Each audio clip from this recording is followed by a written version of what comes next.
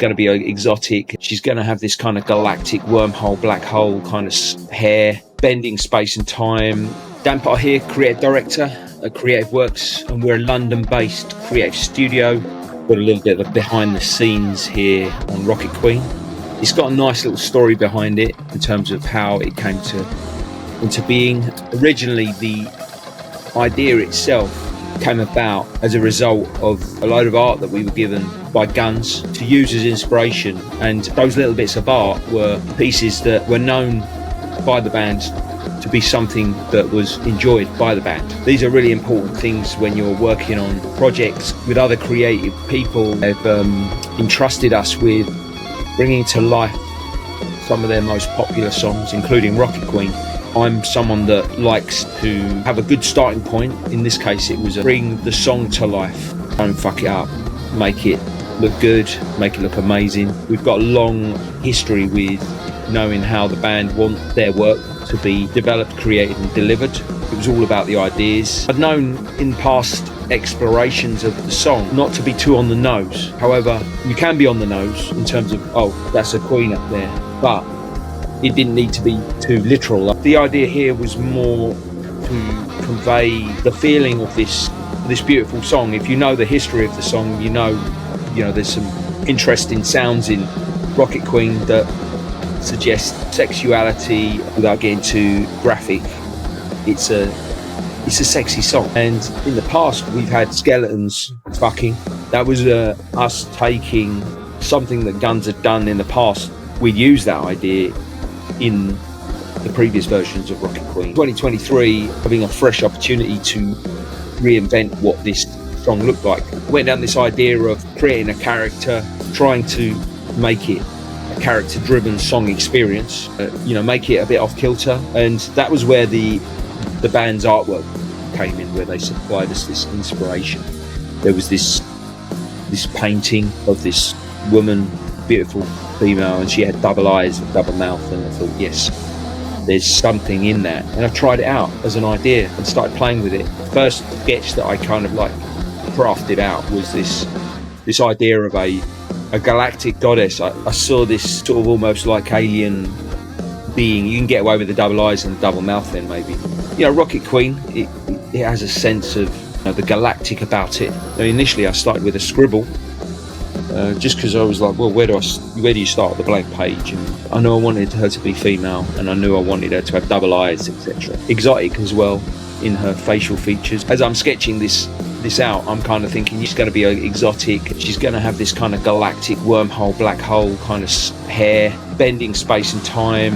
I wanted to make sure that there was this graphical element behind her. There were ideas about lasers and creating a light show behind the band.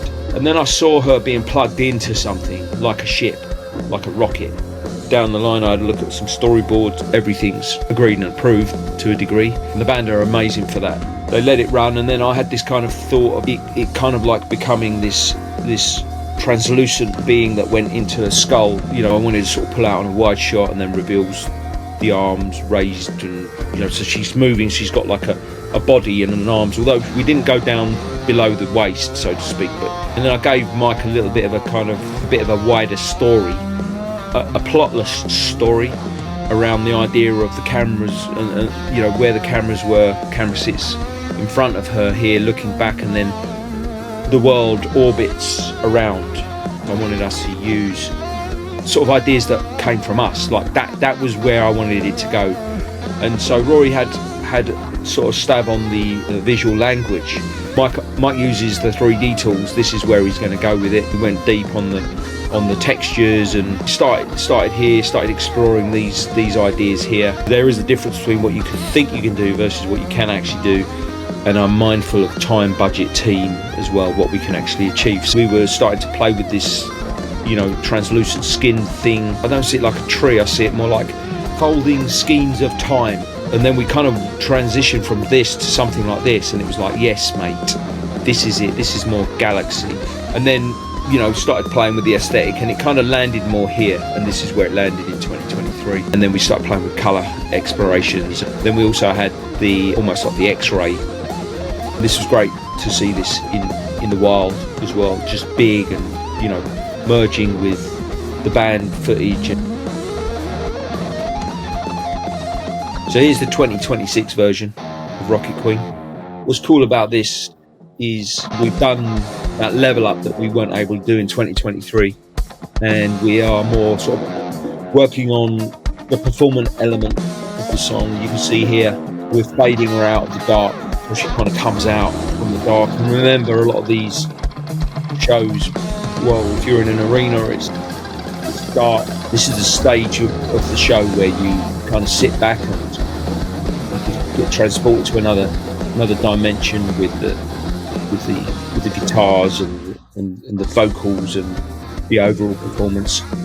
We incorporated better animation and transitions in this one, and we also worked up the laser shows a little more. So the idea here is to sort of really be almost sort of tentatively freaked out, but then also you're pulled back into the amazing beauty of the song itself.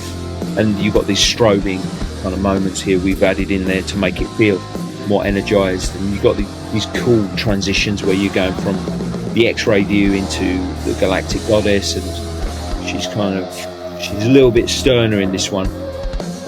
She's more kind of judging you, but she's behind the band and she's making sure that everybody is watching, they're in the zone. This section here, we definitely wanted to level up the Lightshow vibes. So it's bringing that rock and roll feel to the actual performance itself. And you're coming back into this instrumental. This is such a cool moment where you get Dizzy coming in with the pianos, and then Portis gives himself over. I'd like to ask him, does he really give himself over? And I think he looks like he does. He's teeing Slash up, but this section here, this is all about Rich. Amazing solo. I love this part of the show myself. When I was designing the blocking of the song, I talked to Mike about this and said, look, can you just kind of like slow everything down and hold on the goddess like a living hold? So she's alive, but she's sort of static. She's kind of taking the attention off of her. She's a bit of an attention seeker, and she is sort of sit back and giving way to Richard. Now we got Slash's part here. Early on in 2023, we wanted the band to get into it and accept it and make it theirs, which they did. There was this kind of transitionary period where we were working with the video director. One of the ideas way back early on was to sort of get a blend going on with Slash, and the idea here was to get Slash really like jamming with Rocket Queen.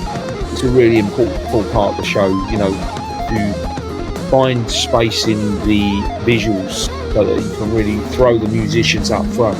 But here we really wanted to give Rocket Queen an atmospheric feel, so more atmospherics. In this shot here, this is about Mike interpreting the sentiment, so he did all the killer skills really in getting the different states working, from the meteor showers to how she merges in. And so this is an updated meteor shower, and what that will do is that will run in the left and the rights. So here's the side screens in development here, where we've got the Galactic Goddess hair, wormhole, space folding kind of visual idea, and then another side screen here which would work with the Slash section where we blend the face. The way that we were talking about the blends was just taking the footage from the show in the left and the rights. Typically what we're doing with the iMag is blending the elements, so you become, you know, the band get incorporated into the world at a very sort of rudimentary level, motion graphic wise, visually, without going into making something that's too notch and too choreographed, because the band don't really follow a script when they go and play out. That he does his show how he does it, and then you riff off of where he is, and that's a really good framework really, is to go, right, what's the performer doing, and then work around that, unless it's been heavily choreographed, which we've worked with bands musicians and artists who have been heavily time coded. This isn't the case with Guns. They go out and do their thing. You normally know where they're going to come out. So in this one, we always know that Slash is going to be in the centre stage. He's going to be on his vocalizer on the right, and he's going to be doing his thing. And on stage, he's going to be up down here in the middle of the stage, and then you're going to have the blend. Really simple, but that was the original idea. It's something that we don't really want to mess with because it works for the show, works for the audio, works for the music, works for the vibe, and a great little piece of musicianship in that. So that's kind of how we try to work the visuals into the band. We had 3 different like looks in the side screens. We had this kind of like mechanical look, as you can see here in the side screens. Then we got the kind of like the sort of Rocket Queen look, which is in the middle, which is what Slash kind of gets blended into. And they do slightly different angles on the side screen, so we're not too worried about that. And then you got the Guns, and you go back into the mechanical look and the laser show look, and then you got the meteor look on the sides at the end. So those are kind of like how we break the show down and make the show visuals work with the music.